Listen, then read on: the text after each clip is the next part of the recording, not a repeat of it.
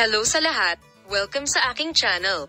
Si Engin Accurek, na lumitaw sa harap ng madla kasama ang mga karakter na kanyang binigyan ng buhay sa kanyang huling serye sa TV, ay nagmungkahi sa aktres na si Tugba Buyak Ustan, kung kanino siya ay umibig sa loob ng halos 5 taon, noong araw ng mga puso.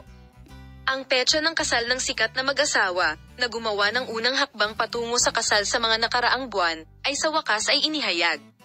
Ang gwapong aktor na si Engin Accurek, na nasangkot sa matagumpay na mga proyekto sa maraming serye sa TV, ay ikinasal sa sikat na aktres na si Tugba Buyak Ustan, na matagal na niyang nakasama. Ang Accurek ni Enjek ay nakipagtipan kay Tugba Buyak Ustan, kung kanino niya iminungkahi noong araw ng mga puso, noong Pebrero. Ang petsa ng kasal ni Aisel ay inihayag. Magandang balita ang dumating sa sikat na mag-asawa, na nag-iisip kung kailan sila magpapakasal. Sa wakas ay inihayag na ang petsa ng kasal nina Engin Accurek at Tugba Buyak Ustan. Ikakasal sina Engin Accurek at Tugba Buyak Ustan, na napapabalitang gaganapin ang kanilang kasal sa Sesame, sa Hunyo.